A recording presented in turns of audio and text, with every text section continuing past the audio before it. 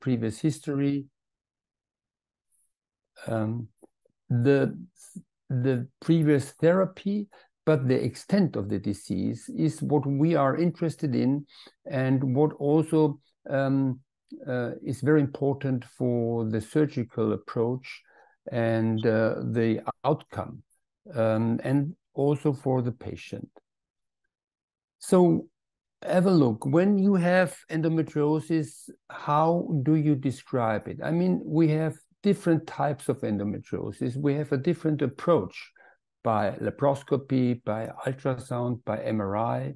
We have involvement of the sacral nerves, and so on. So the question is, if we communicate with us as specialists, how do we communicate and describe the disease? So the exact description is very important. And we expect some correlation with the symptoms. We need the classification for our decisions. We want to improve the surgery, and we want to reduce the risk and complication. So we have many classification at the moment, and there's one paper recently being published. And in this paper, all classification were analyzed except the hashtag ancient. So it was overlapping, so they didn't include it. So the idea was that there's no international agreement how to describe it, how to classify it. So what should we do? So all of us, we are using since many years the RSRM classification, stage 4. Look here, what if I tell you stage 4, what do you imagine now in your head? Is it a case like this? This is stage 4, with bowel involvement, severe adhesions. Or this is obliteration of the cul-de-sac with bowel nodule. Or is it a hydroureter with involvement of the pelvis? So the main problem is that we want to know the extent of the disease. And how should we describe this disease, since we have such a different disease and approach to the disease, by ultrasound, by laparoscopy, by MRI, and so on. So what we do expect is there is an exact description of the disease. There should be a correlation with the symptoms. There should be good guidance for the decisions, and we want to improve our surgery, and we want to assess the risk and complication rate. This paper recently published showed that all classification systems available at the moment, except the hashtag ancient, there's no international agreement. That means that how should we describe the disease? When we have stage 4, for example, stage 4 of a patient, what is stage 4? It could be a patient like this with deep endometriosis, adhesions. It could be Douglas cul-de-sac obliteration, or infiltration of the parametrium and the ovaries. So all is stage 4. And let's have a look. We all use the RSRM classification. The RSRM classification covers only the peritoneum, uterosacral ligament, ovary, and adhesions. So they doesn't say anything about bladder, endometriosis, ureter, bowel, and other localization. So when you are advanced and you do more surgery, you cannot use this classification. It's useless. And this was the reason that in 2002 and 2011, we added as a supplement the ancient classification to the RSRM classification. And the idea was just to describe the deep lesions in the pelvis. So the RSRM is the most commonly used one, but unsuitable for deep endometriosis. There is low correlation with symptoms, and there's no prediction of risk of surgery and prognosis, and unsuitable. And this is very important. All scientific work is worthless. You have to imagine, you cannot put all cases with stage 4 in one pot. That means you cannot compare this data. You know it when you are in your daily work. So now we have, in addition to the classification, we have other description systems for ultrasound, for MRI, for fertility. We have the EEL classification, and we have a classification for MRI. So now there is a lack of robust evidence on the symptoms, disease, extent, correlation, progression, and prognosis. So we have to have a universal classification and not many classifications on the same time. So when the classification is not sufficient, why is it?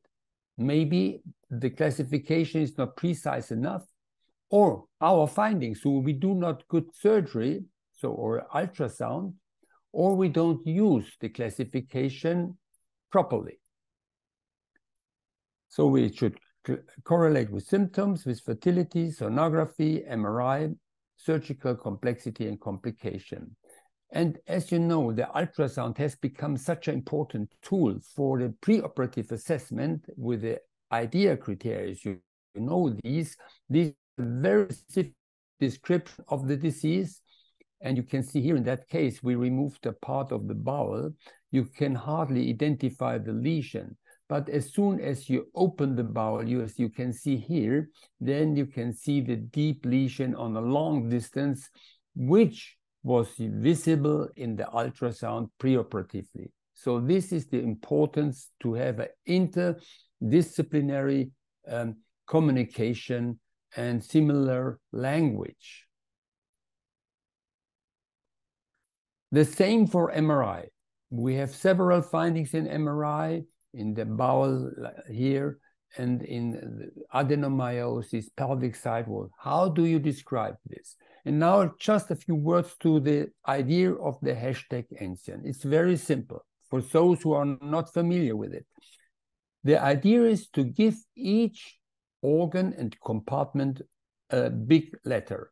P for peritoneum, O for ovary, T for tubo-ovarian adhesions, A for the septum rectovaginale, vagina, B for the ligaments, C for the rectum, FA for adenomyosis, FP for bladder, and FU for the ureter. But we also can describe higher located lesions like sigmoid, FI in the cecum, small bowel, and if you have a diaphragm, you use an F diaphragm. We always give the big letter F, or for the sacral root. This is the idea. Then we have all these letters. You can see P, O, T, A, B, C. And according to the size of the lesion, we give 1, 2, 3.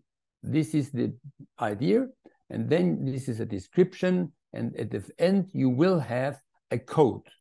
I will go in detail. For the peritoneum, if the lesion is smaller than 3 centimeters, I mean the sum of all lesions in a circle, then it's a P1. If the circle is bigger than 3, then it's a P2, and if it's bigger than 7, it's a P3. So very simple to understand the description. Then for the O, we make a separate classification on both sides, right, left, and right. And you can see here left and then slash right. So you can see here, if this lesion is smaller than 3 centimeters in diameter, then it's a O1. And if it's between 3 and 7, it's an O2. And if it's bigger than 7, it's an O3. And if you have several, you make a sum of the lesions. And the tubovarian conditions, very simple.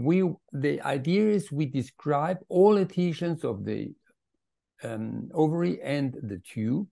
And then you can also divide it in 3 categories, T1, T2, T3. Adhesion between ovary and the pelvic sidewall is T1, to the uterus is T2, and T3 if you have bigger lesions. So very simple to understand. And then you can do the patency test, then you give a plus or minus. So this is the idea. I just want to see adhesion on both sides in this patient. On the left side, it's a T3, very severe adhesions, and on the right side, it's a T2. So you have T3/2, very simple to describe. A is a septum rectovaginale, very simple, also between up to 1 centimeter, 1 to 3, and up to more than 3 centimeters. So this is the B compartment, and in the B compartment you can see here, this is the B compartment, these are the ligaments here, and you can see here, according to the size, we have also the lesions. You have here B1, B2, and B3. And for the C, this is the rectum. It's also very simple. You have up to 16 centimeters. Then you have C1, C2, and C3. And if you have several lesions, you add the sum and you have a C3 in that case. So and this is very new, we can use this classification with ultrasound, MRI, and surgery. Very simple case here, uterosacral on the right side, B1, on the left side, 0, rectum, C2, so the ensian, B02, and C2. This is the description of the disease, and this is the same here as you have seen before. This is a lesion more than 3 centimeters, then it's a C3 lesion. The B compartment are the cardinal ligament and the uterosacral ligament. On the right side, you can see here, this is the uterosacral here, normal. On the left side, there is the infiltration, you can see here. So you have on both sides, so you have a lesion 2.5 centimeters. And this you can see in that case here, this is the rectum in cross-section. This is a nodule there on the rectum, and there is a nodule in the uterosacral ligament. And altogether, you can describe it. Rectum is C, and uterosacral is B, so you have a B02, C2. You can describe the adenomyosis in MRI or ultrasound. In that case, it's a very deep infiltration of the adenomyosis, so it's an ensian FA. And here I show you a short case here, how you want to describe stage 4 ISRM, or what is it? In fact, here in the case, you have an infiltration of the uterosacral on both sides. You can see here. This is the dissection here. This is the bowel involvement. You see uterosacral, torus, the vagina. This is the B, A, and C compartment. And so you can describe the disease here on the same. And finally, you dissect it. We do resect a part of the vagina, of the uterosacral ligament. And then we do shaving on the bowel. And finally, we make a disresection, a full thickness resection here on the rectum with the stapler. And then at the end, you have the specimen, more than 3 centimeters. So you have now the ensian P for peritoneum, A vagina, B ligaments, and C for the rectum. So very complicated. You should not go in detail now. I just want to show you that each letter has its meaning. But now what is new? And this is very important. For example, if you are not able to understand or see the involvement of the rectum, the C compartment, then you can make an X for the rectum. And with the ultrasound finding, and this is very interesting, you can identify the lesion in the C compartment, that means rectum, and FA. You know, even when you are the best surgeon, you must not remove all lesions to classify, because now we are able with the ultrasound to dissect the patient without doing any surgery. And this is the idea of Enzian. You make an anatomical description, a picture, without being necessary to operate on her. This is so important. And now Arnaud Vattier already used all of this classification. He made an app here, and you can see here. And just this is the app which is already on the App Store available, and you can use it, and you finally get then the idea. You get the result at the very end. And the classification, the other app is coming out soon, which shows here. There's another app where you can see you can use ultrasound, surgical, and then you just push on the buttons, and you can also get all information. You can see how it works.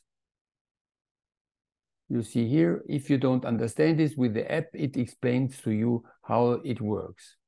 And so at the very end, you get the code. This is the idea of this classification. So, and now, what is the idea? What's the sense behind it?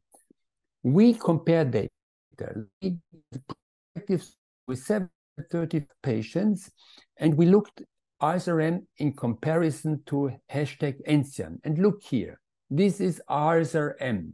It's very easy to understand. RSRM1 patients, and according to the #Enzian lesion, this patient has also bowel involvement. How comes? RSRM1 and bowel involvement. And this opens the idea, and she shows that the RSRM is not suitable because we miss so many lesions. So in the meantime, we have many papers being published on #Enzian classification, and I go in some of these. Ultrasound, and also Vamier made this very interesting paper recently, and she showed in her interesting paper that there is an accurate correlation between the findings between ultrasound and laparoscopic. And this is good. So we get a 3D model in your head. When you do ultrasound, you do surgery, suddenly you have the whole lesion in your head. And so it enables the planning, provides a roadmap for surgeons, and #Enzian is now a very good communication tool between gynecologists, radiologists, sonographers, and which lower the chance of incomplete excision. And this is so important.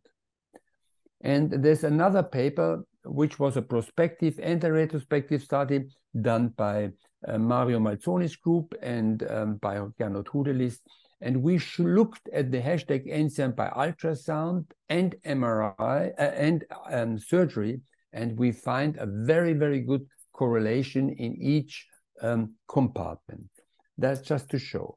And this leads that in the meantime, the ISG recommends to use for ultrasound the IDEA methodology and the #Enzian. So in my office, I always make sketches, these drawings, when I have seen the patient with ultrasound. Look here, this is the bladder endometriosis, was seen in cystoscopy. Adenomyosis in surgery, obvious. Rectal endometriosis, sigmoid endometriosis, which was then seen also in the specimen, rectal nodule, and this is the nodule of the sigmoid. We did a segmental resection, and you can see the open specimen.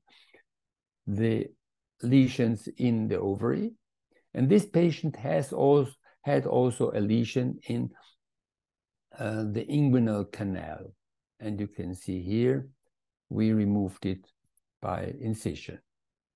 And she had also this adhesion between the ovary. And you see here the Enzian, peritoneum, ovary, adhesions, rectum, sigma, adenomyosis, bladder endometriosis, and regio inguinalis. This is a long code, of course, but when you describe a cancer, for example, breast cancer, is also a long code because you want to have all information. And look, this is the same patient which was evaluated by MRI. And you can see here the MRI lesion on the ovary, O2 on the left side. Then you can see here there's a nodule in the rectum, which was visible in ultrasound. Rectal nodule here. This is, you know, C compartment. And then you have also the adenomyosis here and the bladder endometriosis, FA for adenomyosis, FB for bladder. And this is the nodule in the sigmoid. You remember in the ultrasound, FI sigma. And the nodule in the regio inguinalis, inguinal canal. So there's a good correlation also between the MRI findings and the surgery using the ENSIAN. And this has been shown by Fendal and Manganaro. And this is a recent paper, has been published now by the European Society of Radiology, and they also recommend to describe the disease and also to use the hashtag ENSIAN. So, how about the surgical complexity and complication? There are some papers already, and this is by Horace Roman. And you can see here the C lesion, you know, in the meantime, C is the rectum, or the deep lesion on the bowel. Small lesions, big lesions, OR time, and very important, severe complication. And there is a high correlation, significant correlation between the compartments and the complication rate, which is important when you talk with your patient. Another paper, it shows the B compartment. These are the ligaments and the correlation with bladder dysfunction after surgery. And that's what we need for our consultation of our patient. Another paper which shows when you use other information, for example, the age of the patient, previous surgery, and the ENSIAN classification, and you put it into a nomogram. You use the age, you give points, then you use the previous surgical, yes or no. You add these points, and you use the ENSIAN risk group, and then you have your points. The sum of the points then give you the rate of complications, which can be which may happen. And very similar findings by MRI by the group in Paris, and they show when you use this classification, there's a high correlation between operative time and the classification by ENSIAN. So the problem at the moment is we do not have enough data concerning the hashtag ENSIAN classification and the prognostic factor for fertility. We do not have it either with the RSRM. We have it with the EFI index. And I want to go into the EFI because many people think that the EFI represents the RSRM classification. But in fact, look here. Maybe you know this EFI this is a fertility index. So we have 6 factors: age, history, previous pregnancy, anatomy, adhesions, and at the very end, AFS score. And this, you may get maximum 10 points. But out of these 10 points, only 2 points are included with the endometriosis. So it's in fact not an endometriosis fertility index. The AHL classification is very interesting and very, you can use it with an app, but the main problem is you have not included the lower stages. There is no extra abdominal sites which are included. There's no adenomyosis included, and the score is constructed as a linear model.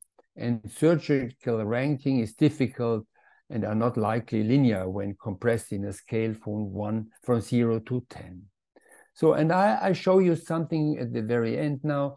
There's a patient sending me this report, and you can see here, this is in Spanish, a MRI report from Mexico City.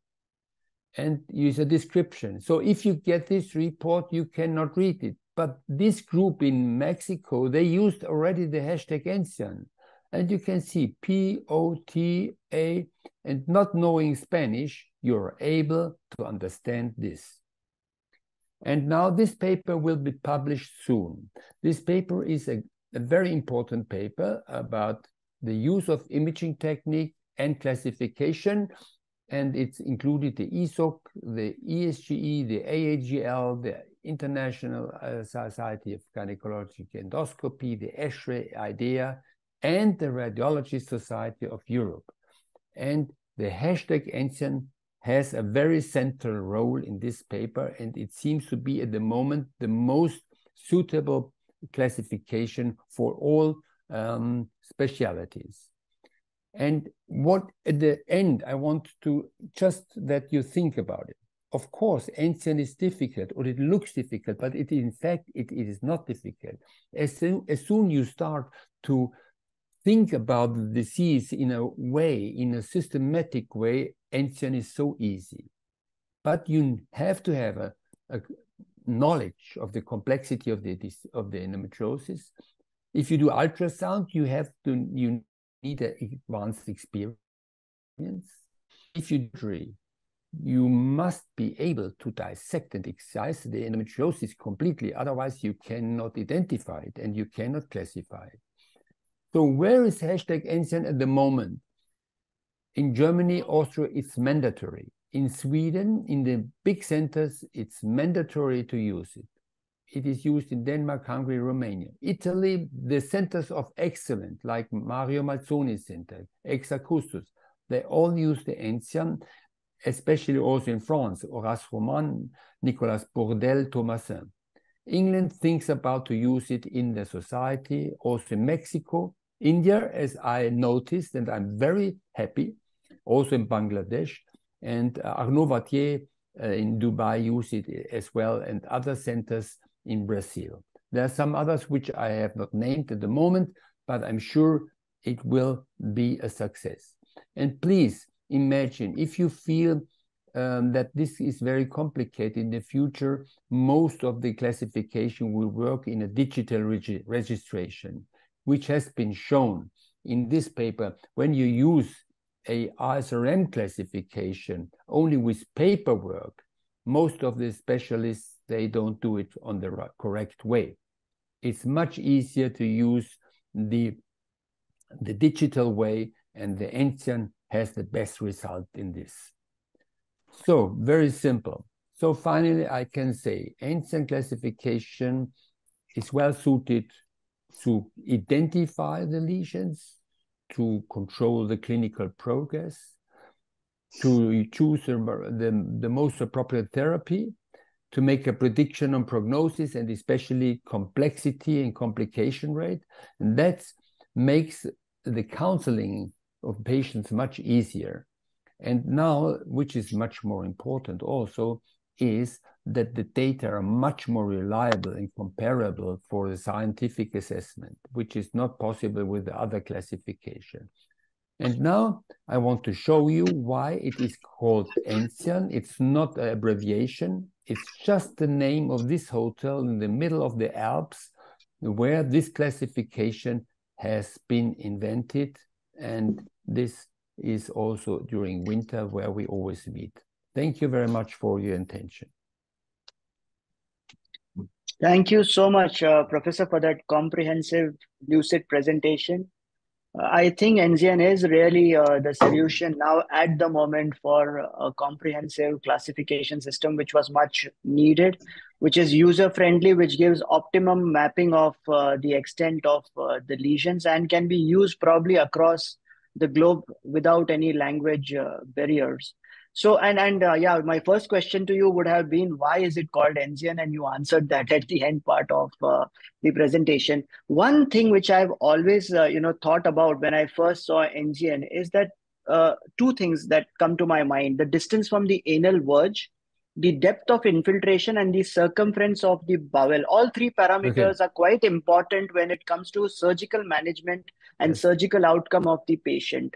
So, Yes. why were these criteria not included? Is a specific Yes. reason? Because this is Yes. the first time when I saw NZN, Mm. this thing automatically came to Yes. my mind. And today I'm So meeting you in person, so I'm asking. yes, that was first we didn't include it because our problem was when we first started with the NCM that um, let's go back. Yeah. I started in '96 to use to do bowel resection laparoscopically, and I was attacked by Jacques Donès and by Philippe Konings, which both are very good friends of me. And they never stopped to say, you never have to remove the bowel. It's not necessary. They said, I do 1,000 cases without bowel resection. And I said, maybe you have different cases. And then I said, we have to have a description of this. And we started very many years ago. And now we decided we do only the length of the disease, and the distance to the anal verge at the moment is coming now that people are able to describe it, which was not able. And we, in the next version, we will include it very clear. We decided also to make the sum of all lesions, that not that only if you have two, then it is a sum, which is included already, and the distance of the distal anal verge will be included in the next version. You are absolutely right. That's fantastic. Thank you so much. One more thing, I wanted your opinion. Should endometriosis finally be pushed towards a locally invasive cancer kind category to at least express the severity of the disease, even to the insurance companies or to the patients? What is your opinion on that? Yeah, this is the problem is we have patients without any symptoms and deep lesions, which makes this very difficult to argue, to say each lesion should be removed in a radical manner. And this is something which we may improve, which we may, the answer will come in the future when we use the hashtag NCN. And then we have more information about the progression of the disease. If you, for example, you do not operate, you can make an ultrasound, then you make the hashtag NCN. And if this hashtag NCN becomes worse or the bigger or the number is higher, then you have the progression. And at the moment, we don't have data on this. This is something which is very important for insurances. Yeah. But in fact, we did the first step because we described, let's say, if the patient has the C3 lesion and B3 lesion with A3 lesion, this is a very big nodule in the cul-de-sac. And if you have this lesion, this patient, most of them are suffering. And then we can argue, if you say stage 4 is everything. And then we can argue in the future. And if experts like in your society or association, endometriosis association, if you gather your data, and I encouraged all of you, and also Vimy, I encourage you to use now the data to have more information about the pathophysiology of the disease.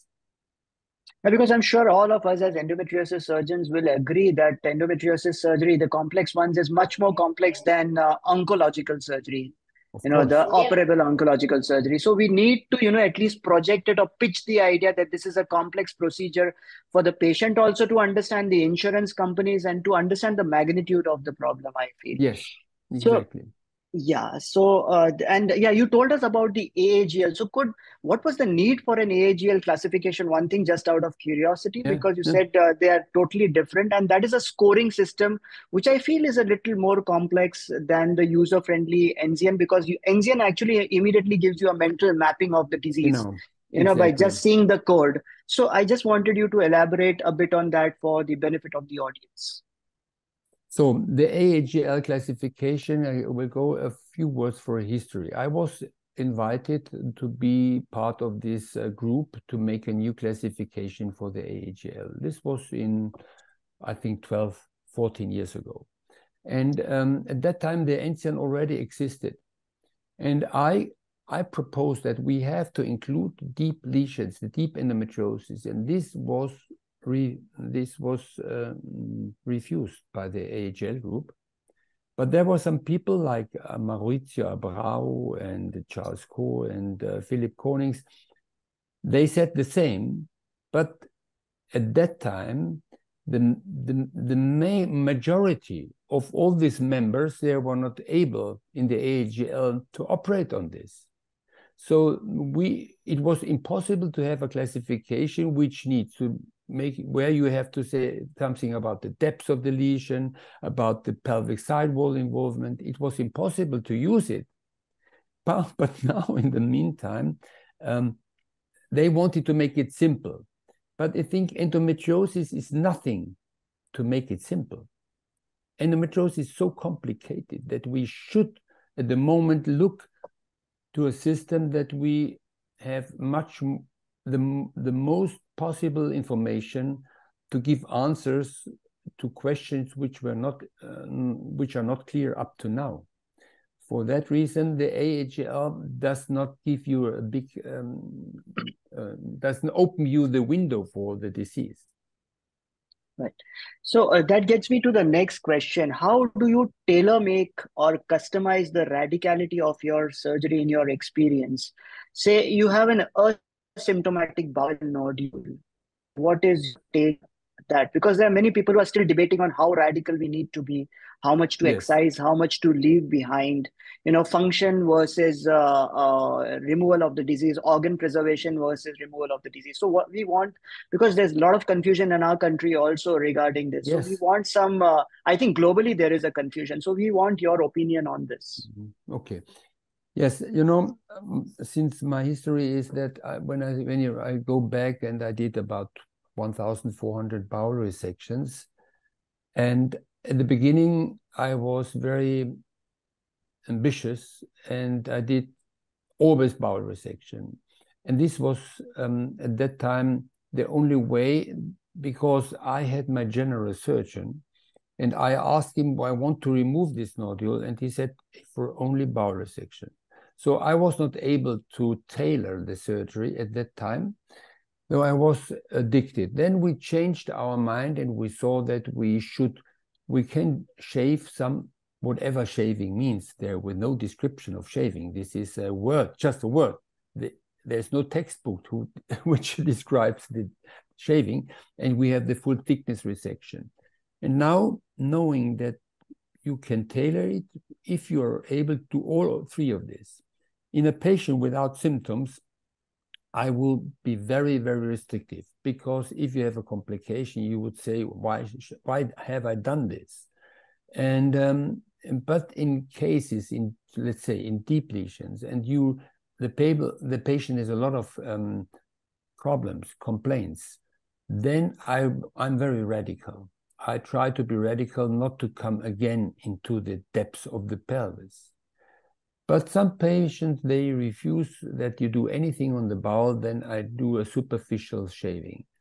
But if the nodule has a length the more than 4 centimeters and the thickness, and the bowel is obstructed, I believe a very nerve-sparing and vessel-sparing,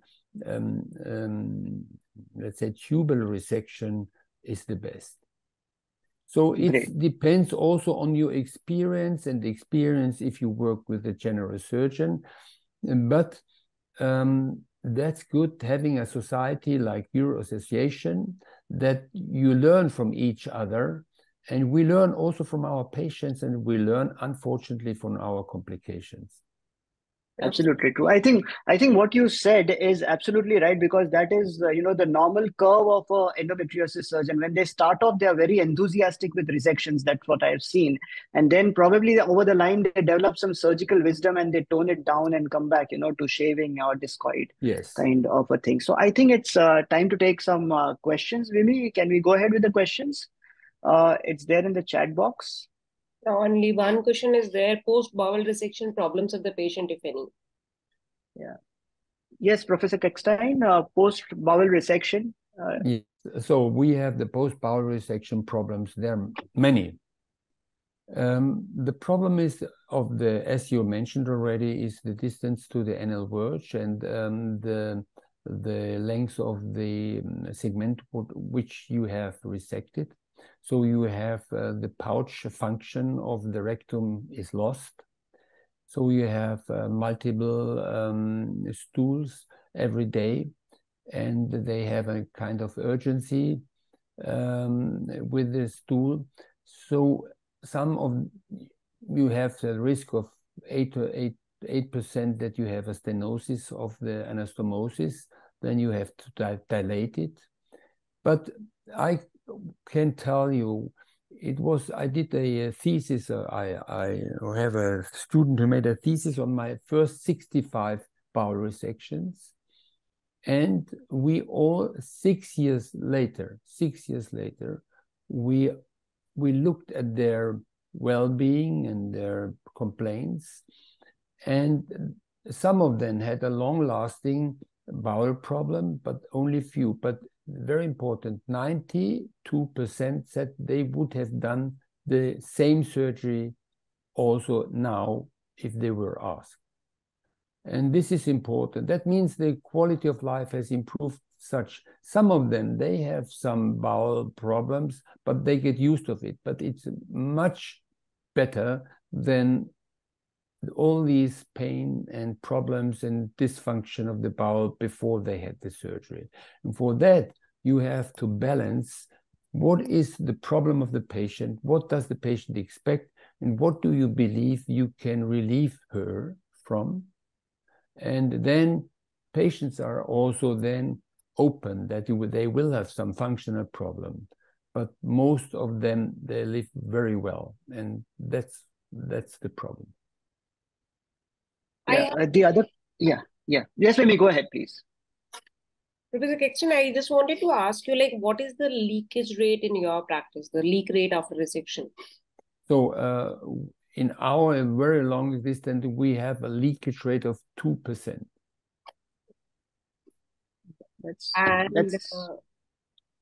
And also you mentioned that we all know that shaving has no definition. So you were doing a full thickness resection in the initial part of your practice. So that the full thickness resection you were doing, disc excision basically. Yes, disc resection. You were doing it with the staplers or without the staplers? I use the stapler. Now, the main problem is that the stapler is easy. It's very safe.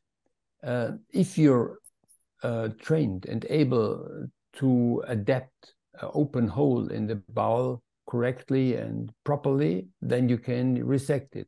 But the stapler has 2 or 3 lines of stapler. It's completely. I never had a leakage in the anterior disc resection with the stapler. Because in our practice, we do a lot of full thickness excision with suturing. Yes. Till date, no leakage, but very good results. We do staplers as well, and we do this also. Yes, I think in very skilled hand like yours, I have no problem. But you know, the main problem is what I always discuss, and this is with shaving, for example. If you talk about a surgical technique, the technique should be so that many people can reproduce it. And this is important, for my opinion. And it should be safe in this. That means if even in a not very skilled hand, it's still safe. You have to imagine you cannot save all patients from India, for example.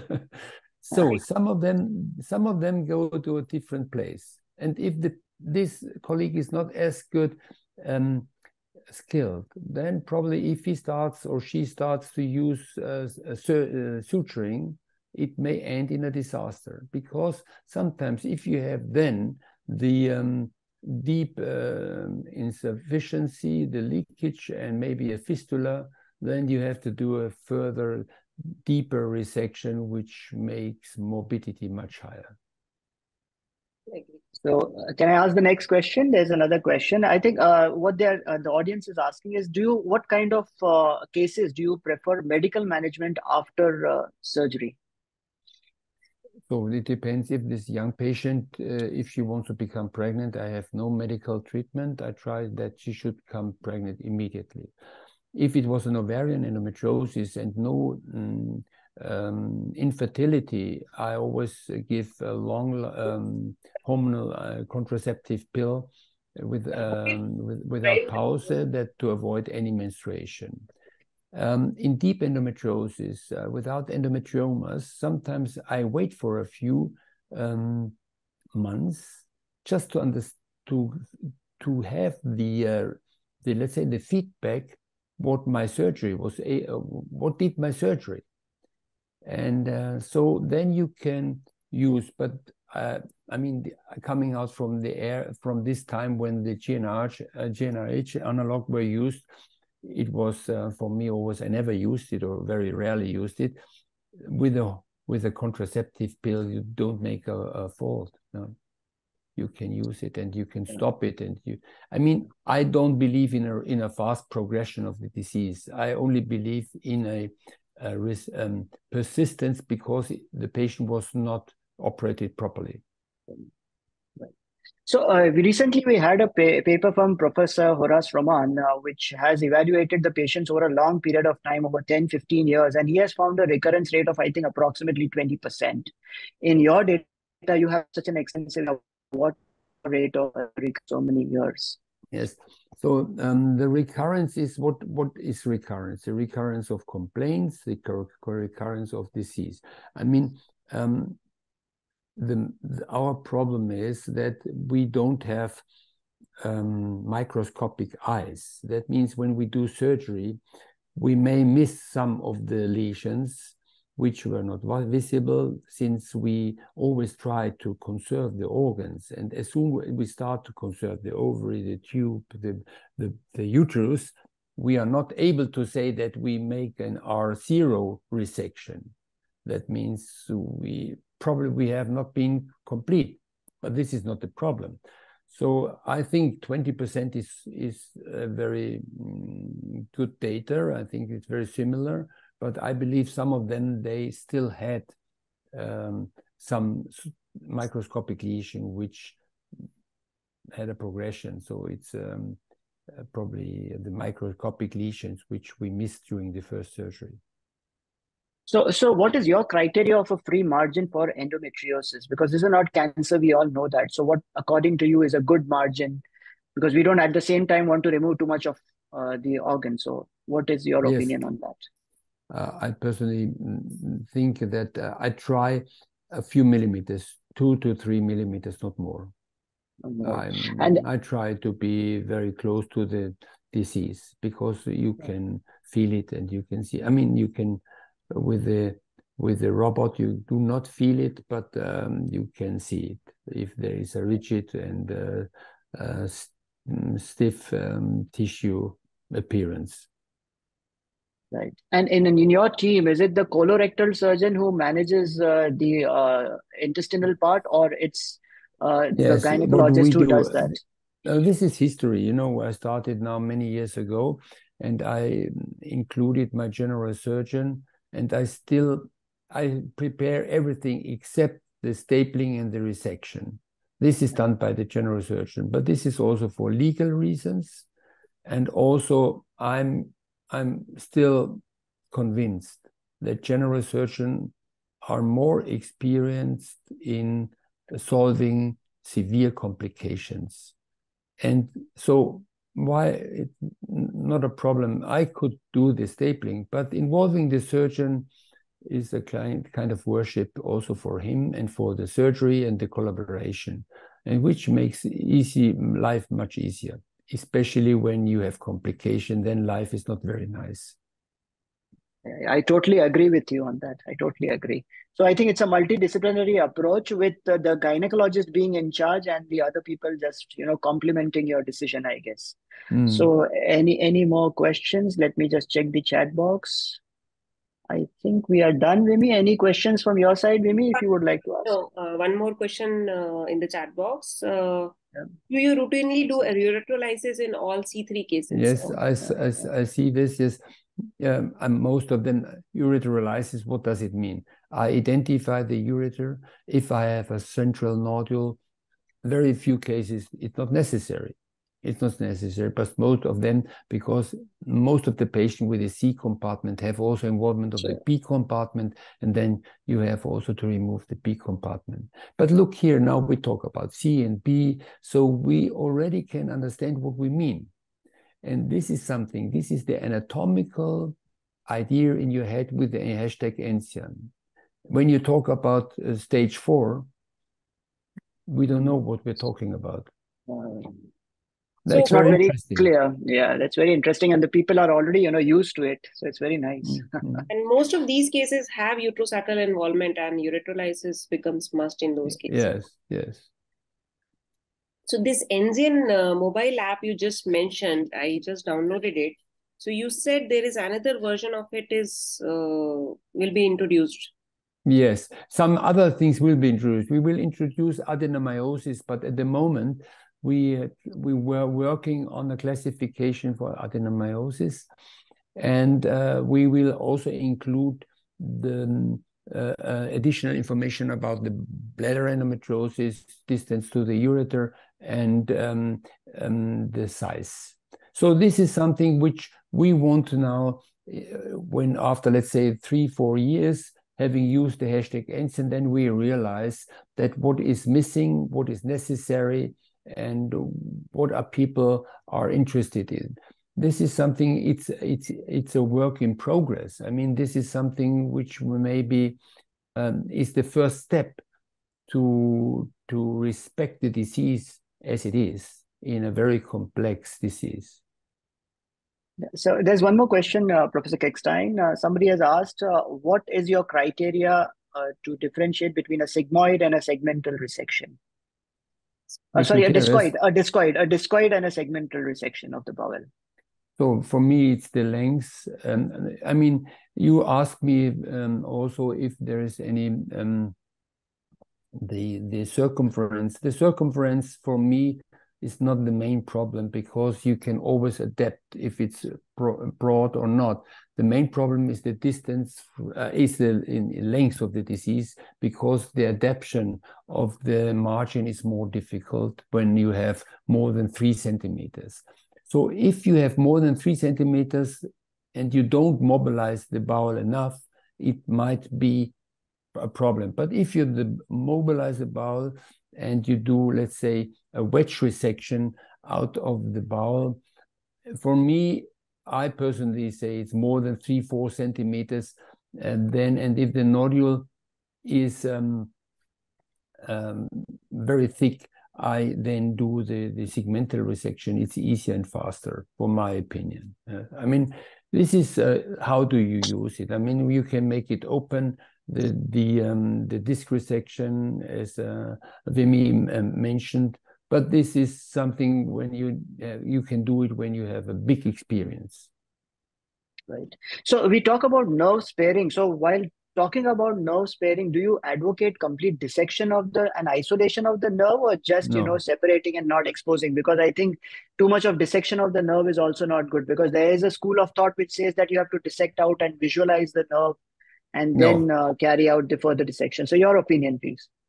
My opinion is very clear. Nerve respecting, not nerve sparing. Sparing means that you identify. Respecting means you should know where the nerves are. If you're not sure, the anatomical situation, sometimes the peritoneum is fibrotic, you don't know exactly where you are, then you should open the space and look where are the nerves. And the more experienced you are, the easier is that you can just go very close to the bowel. Then the risk of a nerve damage is very low. So it's not necessary to dissect all nerves. You have, we know that the grasping the nerves and squeezing the nerve makes also harm. Yeah. So actually, in summary, nerve sparing means sparing the nerve of unnecessary dissection. I think that's what we are trying to say. Yes. Yes. Yeah, that's nice. So I think we are done with the questions, Vimi. I can't see any more in the chat box. We are done with the questions. We are done. Anything There's else you one want I want to share, the hashtag Ancien Mobile. The new Yes. hashtag Ancien Mobile will be available in October, November, and that from Arnaud Vattier. You can go into the app store, and it's called MIS. Hashtag Ancien from the MIS, from the School of Endoscopy from Arnaud Vattier. MIS, hashtag Ancien. Fine. I think, Vimi, anything else, or should we just should I? Yeah. So thank you so much, Professor Keckstein, once again. It Pleasure. was an honor and pleasure to have you with us. And all of us across India are very glad that you could find time and join us. Thank you so much once again. And it was a very fruitful session. We really enjoyed it. And I think this system is definitely quite foolproof, and some more modification. And I think it's going to be an absolutely clear-cut good system.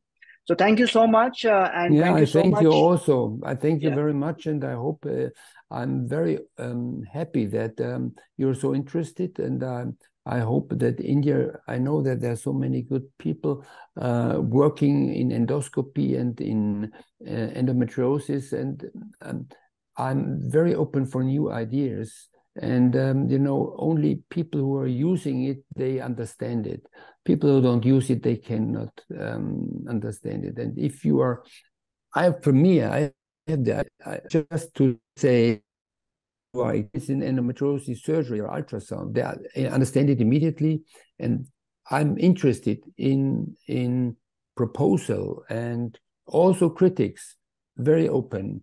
It's an open work in our world, and it's like an expedition into the jungle forever. Yeah, absolutely. It's a global world, and I think we should collaborate on this and give our inputs to each other. Once again, thank you so much, and thank you so much, Vimi, for having me over as a moderator. Thank you so much to Endometriosis Foundation of India. Thank you so much. Thank you, audience, for joining us, and have a good night.